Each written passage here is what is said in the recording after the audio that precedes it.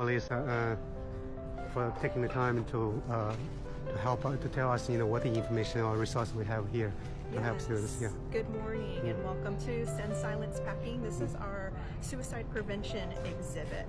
So we want to show students that we care about their health, their mental health and their well-being, and we're going to do this today by sharing stories of individuals who have been impacted by suicide. And so we invite our students to come and visit our exhibit, learn about the mental health resources that are on campus, and join us in the conversation about improving mental health with our students.